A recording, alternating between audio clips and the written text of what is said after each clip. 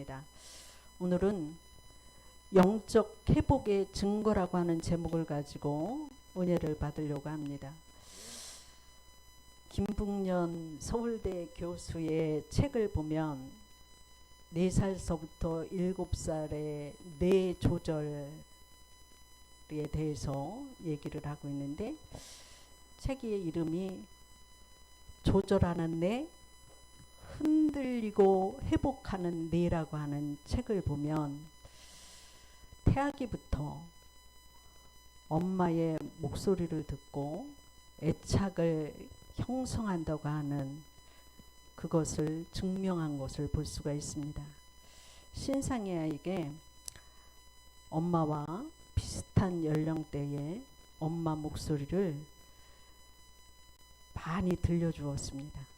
놀랍게도 아기가 다른 목소리에는 반응하지 않다가 엄마 목소리에만 반응을 했습니다. 비슷한 톤과 억양의 목소리 중에서도 엄마의 목소리만 구분할 만큼 청각이 잘 발달했다는 거예요. 그래서 엄마를 알아보는 능력은 아이에게 생존과 깊은 요소가 됩니다.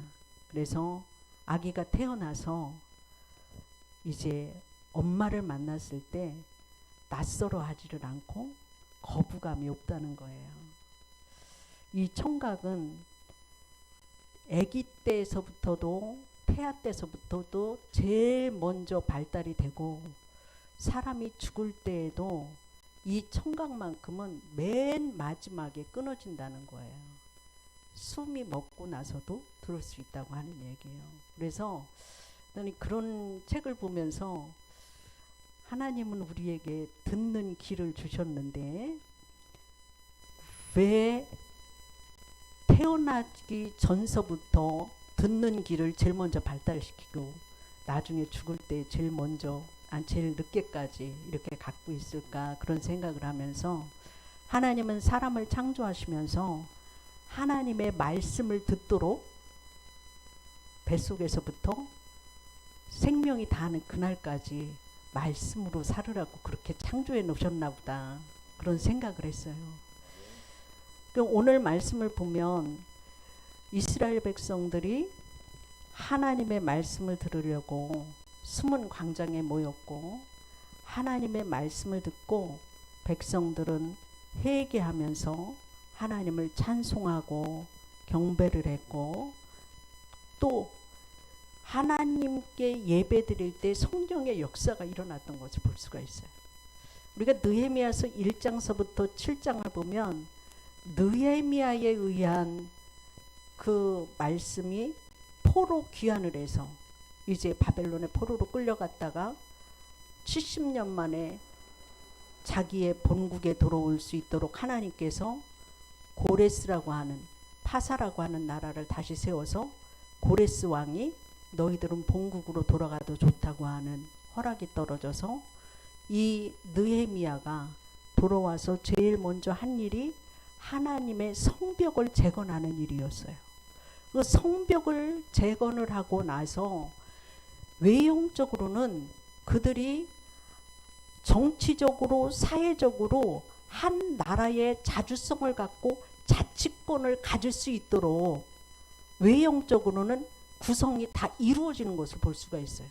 하나님이 어쨌든 파사국의 속국이기는 하지만 자치적으로 이렇게 나라의 구성을 꾸려나갈 수 있고 자치권으로 되어졌는데, 느헤미야가 그 나라의 성벽을 재건하고서 보니까 무엇이 가장 필요했느냐면 영적인 회복이 가장 시급했어요. 그래서 영적인 회복이 되어져야지만이 그 나라가 하나님의 축복 가운데 살 수 있는데, 몇십 년 동안 나라를 떠나서 포로 생활을 하면서 이방인들의 풍습을 따르고 예배가 없어졌고 말씀이 없어졌어요. 그렇기 때문에 영적으로 하나님 앞에 예배를 드리고 말씀으로 돌아와야지만이 하나님의 축복을 받는 그 나라가 되어지기 위해서 느헤미야가 성벽을 세우고 사람들이 자기의 집에 거주하게 되면서 7월 첫째 날에 광장 앞 수문으로 모이라고 해요. 광장 앞에 수문이라고 하는 건, 광장이라고 하는 이 자체는 많은 사람이 다 와서 모일 수 있는 넓은 장소죠. 그 넓은 장소에 이제 모이게 해서 에스라 선지자가 율법학자인데 그 율법학자인 에스라를 모시고 강대상을 만들고 하나님의 말씀을 전하도록 해요. 그런데 하나님의 성령의 역사는 어떤 마음을 주셨느냐면 백성들이 전부 다 하나님의 말씀을 다 듣고 싶어 하는 거예요. 갈급한 마음이 막 있었던 거예요.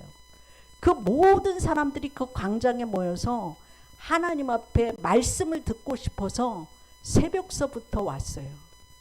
여기서 새벽이라고 하는 거는 우리가 동이 틀 때에 글자를 볼 수 있을 그때에서부터 모여서 예배를 드리기 시작하는 거예요. 말씀을 이제 에스라가 전할 때에 그 백성들이 정오까지 서서 하나님의 말씀을 듣는 거예요. 앉아서 듣지 않고 너무 갈급하고 귀한 말씀이기 때문에 그 예배의 자리에 서서 하나님의 말씀을 들을 때에 그 말씀 들으면서 회개가 일어나기 시작했어요. 자신들의 삶이 이렇게 되어진 것에는 우리가 하나님의 말씀을 버림으로 인하여서 이러한 일이 일어났구나. 그들이 그 자리에서 회개를 할 때에 땅에 엎드려서 얼굴을 대고 하나님을 경배하며 손을 들어서 하나님의 말씀 읽어질 때에 아멘 아멘으로 화답을 하고 찬송을 하고 이것이 계속되어질 때 회개가 일어나고 찬양이 올라가고 엎드려서 하나님을 경배하는 이 모습이 오늘 본문의 말씀이에요. 그들이 다시 말하면은 새벽서부터 정오까지 회개의 운동이 일어나면서 하나님의 말씀을 사모할 때에 하나님의 임재가 그들 가운데 일어났던 것을 볼 수가 있어요. 우리는 이 말씀을 통하여서 우리들에게 어떤 말씀을 하시느냐면 율법책의 낭독으로 그들의 마음을 하나님께로 향하게 하셨던 것을 볼 수가 있습니다. 예루살렘 성벽을 완공하는 그 위협을 달성했음에도 불구하고 느헤미야는 백성들에게 꼭 필요한 것이 뭐냐? 여러분 살아가면서 의식주가 꼭 필요해요. 그렇죠? 그런데 하나님 편에서 보면 의식주는 하나님이 주시는데 영적인 회복이 가장 중요하다고 하는 것을 느헤미야는 알았다고 하는 말이에요. 그 백성들도 그 은혜를 사모했다고 하는 얘기예요. 영적인 회복이 시급하다고 하는 것을 알았어요. 영적인 회복이 시급하다고 하는 것 때문에 하나님의 말씀을 읽어서 저들이 듣게 했던 것을 볼 수가 있어요. 그래서 그들의 마음이 하나님께로 향하게 했던 것을 볼 수가 있어요. 우리 이 땅 가운데 살아가면서 의식주가 중요해서 그것을 먼저 구하지만 하나님은 우리에게 영적인 회복이 먼저라고 그래서 그의 나라와 그의 의를 먼저 구하라고 말씀하셨고 느헤미야도 하나님 앞에 있어서 하나님을 향하는 마음을 제일 먼저 갖게 하기 위해서 말씀을 낭독해 줌으로 인하여서 그 백성들의 마음이 하나님께로 향했던 것을 볼 수가 있습니다. 그 영적인 회복이 일어나려면 하나님을 간구해야 되고 갈구해야 되고 기뻐하는 것이 있어야 된다고 하는 사실이죠. 그래서 그들이 영적인 회복의 증거가 뭐였느냐면은 하나님의 말씀으로 그들이 돌아오는 것이었고 주님으로 인하여서 기뻐하는 것이었고 말씀 연구에 힘쓰는 것이고 주일 성수를 해서 그들의 슬픔이 사라지게 했고 또 좋은 것을 누리게끔 진리를 기뻐하게 했던 것을 볼 수가 있어요. 죄의 고백과 악에서 떠나게 했던 것을 볼 수가 있어요. 주께 경배하는 것을 체험하게 했습니다. 그리고 경건한 생활을 예배드리고 난 후에 나는 이제 하나님의 백성답게 살아가야 된다고 하는 결단이 있고 경건한 생활으로 변화되어지는 것을 볼 수가 있습니다. 인생이 바닥으로 떨어질 때, 그 바닥에 엎드릴 때 새로운 시작에 싹이 나는 것을 믿으시기를 주의 이름으로 축원합니다. 승리할 때 교만하지 않아야 되고, 패배의 때에 절망하지 않는 길은 말씀으로 돌아가는 길밖에 없습니다. 우리가 말씀으로 돌아가야 하는 이유는 바로 예수님이 말씀이시기 때문이라고 하는 사실입니다. 말씀은 하나님의 능력이에요. 참된 능력은 하나님께 속해 있어요. 말씀은 살리는 능력입니다. 새롭게 태어나게 합니다. 말씀은 변화시키고 성장시키고 세워주는 말씀입니다. 말씀은 모든 능력의 원천이 되는 거예요. 그래서 말씀을 통해서 이스라엘 백성들이 회개 운동이 일어났고, 부흥 운동이 일어났고, 경건의 운동이 일어났던 것을 볼 수가 있어요. 하나님을 찬송하고 손을 들어서 아멘으로 화답하고 얼굴을 땅에 대면서 하나님을 경배하는 그 모습을 보면서 성도는 영적인 부흥을 평생 동안 사모하고 추구해야 된다고 하는 사실이에요. 오늘 목사님이 교회 앞에서 대학생들을 대상으로 해서 사역을 하는데, 그 대학생들이 지방이나 외국에서 온 학생들이었어요.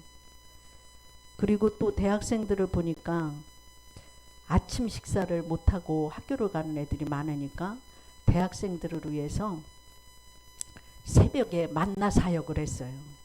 아침마다 대학생들에게 밥을 제공해 줬어요. 또 밥을 제공을 했는데 기쁜 마음으로 처음에 시작을 했죠. 근데 이 사역을 한 11년 정도 하니까 성도들이 지쳐가는 거예요.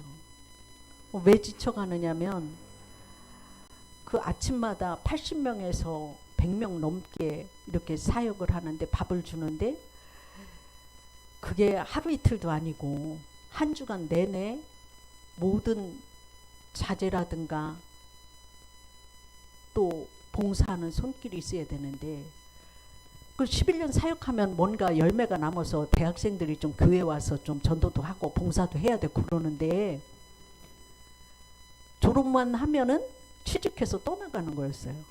그리고 찾아오는 사람이 한 명도 없었고, 또 밥을 먹으면서 감사합니다, 고맙습니다 하는 소리도 별로 들리지가 않는 거였어요. 그러니까 이 성도들이 일을 하다가 지치는 거예요. 밑 빠진 독에 물 붓고 있는 거네? 그런 생각이 들으니까 한날 목사님한테 성도님의 대표가 찾아와서, 목사님, 밑 빠진 독에 물 붓는 것 같아요. 이제는 그만하면 좋겠어요. 그렇게 얘기를 하는 거였습니다. 그래서 이 목사님은 성도들 지쳐가는 것도 보고 현실적으로 보면 그렇지만 금방 그만둡시다 이렇게 말은 못하고 그냥 기도해 볼게요. 제가 기도해 보고 말씀드리겠습니다. 근데 기도를 했어요. 이 목사님이. 이 사역을 그만둬야 됩니까? 그런데 하나님의 감동이 왔어요. 뭐라고 감동이 왔느냐면, 너도 밑 빠진 독에 물 붓는 사람 아니야? 모든 성도들도 밑 빠진 독에 다 내가 물을 붓고 있다. 내가 밑 빠진 독에 물을 계속 붓고 있는데, 너희들은 그 밑 빠진 독에 물 붓는 것이 금방 아무것도 아니라고 생각을 하지만 내가 부어주고 있으니까 염려하지 말아라, 이 말씀을 하시더라는 거예요. 우리는 내 자신이 밑 빠진 독이라고 생각한 적 없습니까? 날마다 하나님의 은혜를 부어줌에도 불구하고 내가 다 흘려버리고 나서 하나님이 안 주신 것 같이 생각을 한다고요. 우리는 하나님의 은혜를 받고 내가 밑 빠진 독에 물 붓는 사람이 있다고 하는 그 부분을 생각하시면서 은혜 받기를 사모함으로 하나님의 은혜를 날마다 주시는 것에 대해서 감사하시기를 주의 이름으로 축원합니다. 그리고 하나님의 일을 하면서 지치고 피곤할 때마다 하나님이 함께 하심을 믿으시기를 주의 이름으로 축원합니다. 이스라엘 백성들이 수문앞 광장에서 하나님의 말씀을 들을 때, 회개할 때 무엇을 회개했겠습니까? 밑빠진 독이었다고 하는 것을 자신들이 알았던 거예요. 그리고 하나님의 말씀으로 새롭게 공급을 받기 시작하고 하나님이 끊임없이 부어주시는 그 은혜에 감사한 것이라고 하는 사실이지요. 말씀을 낭독함으로 하나님께로 향하는 마음이 있기를 주의 이름으로 축원합니다. 두 번째로는 여호와를 기뻐하는 것이 우리의 힘입니다.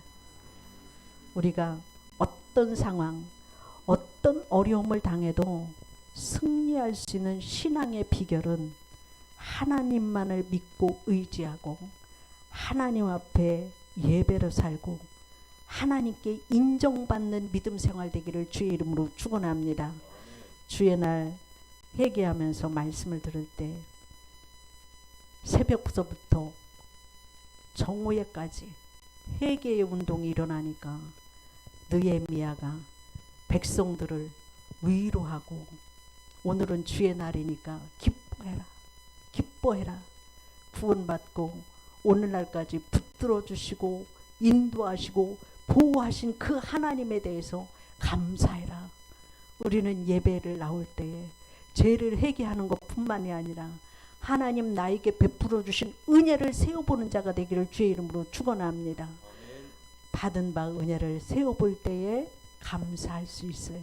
그리고 앞으로 하나님이 나에게 부어주실 그 축복을 바라보는 것이 믿음이에요. 우리는